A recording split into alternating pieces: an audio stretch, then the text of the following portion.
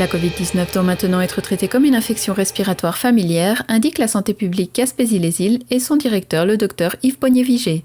Il estime que le coronavirus se trouve maintenant dans sa phase endémique, c'est-à-dire que sa présence est stabilisée dans la population et que les infections sont moins sévères. Nous l'écoutons. C'était suite à l'article qu'on a vu paraître là dans différents médias, comme quoi tu annonçais que la pandémie ou le virus lui-même était rendu à une phase endémique. J'aimerais ça peut-être si tu pouvais nous expliquer un peu plus techniquement, avant qu'on aille un peu plus dans le détail, que c'est quoi déjà le terme endémique, mais aussi j'aimerais savoir, est-ce que c'est le fait que plus de gens l'ont attrapé, donc ça s'est comme un peu diffusé, ou c'est j'avais déjà entendu que peut-être dans la phase d'un virus, c'est aussi ça qui se passe naturellement, ou est-ce que c'est un ensemble des choses au complet? Écoute, la question d'épidémie, de pandémie et d'endémie, ce sont des termes épidémiologiques qui réfèrent à différents stades d'une maladie. On a, par exemple, l'influenza chez nous depuis longtemps. Donc, on peut dire que l'influenza, c'est un virus qui est endémique, c'est-à-dire il est toujours présent. Il y a des fluctuations, mais des fluctuations relativement prévisibles.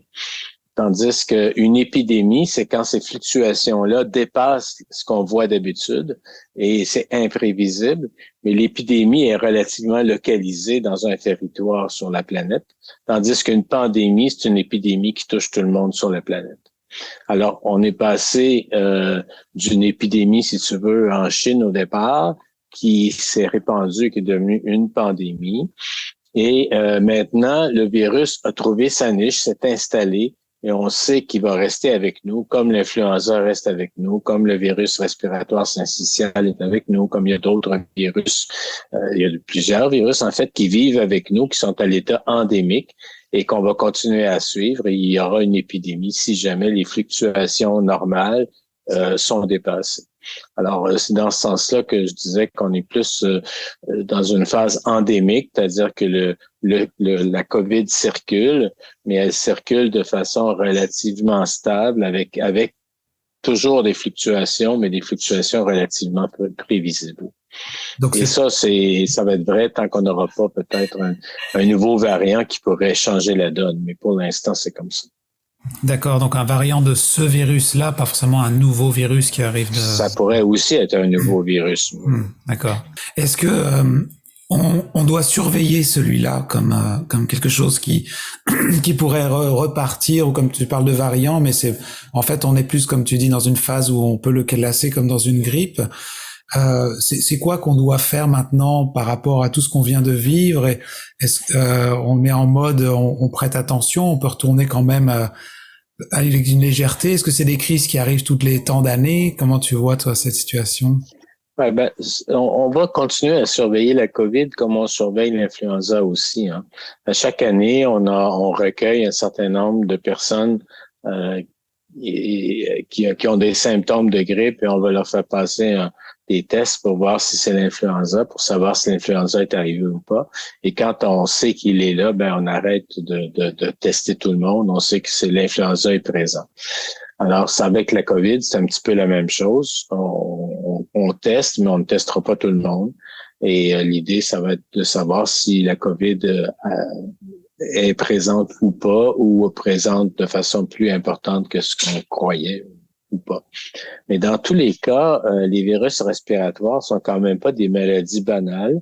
Déjà, l'influenza emportait son lot de personnes là, qui étaient plus vulnérables, mais il y avait plusieurs personnes qui mouraient chaque année d'influenza. Alors, la COVID a pris le relais. Actuellement, elle est un peu plus mortelle que l'influenza encore. Mais de façon générale, c'est surtout les gens qui seront déjà affectés d'une maladie chronique qui vont mourir de ces maladies-là. C'est comme une maladie terminale suite à une série d'autres maladies qu'on a pu accumuler. Alors, donc, avec les virus respiratoires, ce qu'il faut faire, c'est s'assurer qu'on ne va pas la transmettre à quelqu'un qui est vulnérable. On n'a pas envie de diminuer la longueur de vie de certaines personnes. Donc, ce qu'il faut faire, c'est tenter de diminuer la propagation de ces virus-là en protégeant les autres. C'est-à-dire, quand on a nous-mêmes des symptômes de maladie, on doit rester à la maison le temps que ça se calme un peu. Puis quand c'est calmé, il faut introduire dans notre culture de porter un masque pendant 5, 6 à 10 jours après le début de nos symptômes pour pouvoir s'assurer qu'on ne retransmettra pas le virus à d'autres personnes. Donc, c'est d'introduire ça dans notre culture, c'est de protéger les personnes qui pourraient être plus vulnérables à ces maladies-là, même si pour la plupart des gens, ce seront des maladies relativement bénignes. Pour certains, ça peut être très sérieux. Pour terminer, en ce qui concerne les vaccins, est-ce qu'il y a certaines personnes qui vont être amenées, comme on le fait actuellement avec la grippe, de se faire vacciner chaque année? Est-ce que les compagnies pharmaceutiques vont continuer à développer des mises à jour, entre guillemets, de ces vaccins-là? Probablement, même, tu vois, le virus syncytial pour lequel on n'a pas de vaccin, on apprend qu'il y a des recherches qui continuent à se faire pour pouvoir développer des vaccins pour cette maladie-là aussi. Donc, avec la COVID, on a la chance d'avoir un vaccin, mais un vaccin qui protège pas nécessairement contre la transmission et qui protège contre les complications. Donc, c'est certain que ce sont des outils que l'on a pour éviter d'être trop malade avec ces maladies-là. Donc, je pense que ça va continuer à se développer probablement. L'influenza, à un moment donné, on s'est aperçu que pour un certain nombre de personnes, des gens qui avaient une certaine caractéristique d'âge en particulier, c'était pas nécessaire de se faire vacciner à tous les ans parce que ça les protégeait pas plus que ces gens-là faisaient pas vraiment de complications. Par contre, les personnes âgées de 75 ans et plus, ou les enfants de 6 et 23 mois, étaient plus susceptibles, ou encore les femmes enceintes. Alors, on recommande une vaccination qui est plus ciblée. Il est fort probable qu'avec la COVID, on va arriver avec quelque chose comme ça. Là, ça va être probablement les gens qui ont déjà des maladies chroniques, les gens qui sont plus âgés, qui vont être appelés à se faire vacciner sur une base régulière, mais pas nécessairement tout le monde. Donc, ce que je comprends bien, c'est on reste quand même un peu attentif et en fonction de nos symptômes. Et je me souviens quand, à force que les gens se lavaient les mains, qu'on avait des gels un peu partout, qu'on portait les masques, on avait comme presque éradiqué la gastro quand c'était la période de d'autres maladies. Donc, je pense que dans ce sens-là, c'est de pas forcément baisser la garde. C'est ça que je comprends. Exactement. Tout à fait. Merci beaucoup, Yves, pour votre temps. Et puis, on se reparlera une autre fois pour se mettre à jour au niveau de la santé. D'accord, ça me fait plaisir. Ouais, Bonne journée. Au revoir.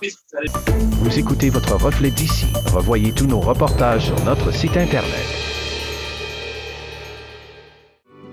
Vous recherchez une expérience d'hébergement en Gaspésie alliant un site exceptionnel avec la découverte d'un menu culinaire du terroir gaspésien? C'est ce que vous offre le motel Fraser de Chandler et le restaurant Le Sieur de Pabot. Utilisez notre borne automatisée lors de votre séjour, réservez une table, découvrez notre menu ou commandez votre repas directement sur notre site web. Pour un séjour inoubliable, le motel Fraser, un incontournable en Gaspésie.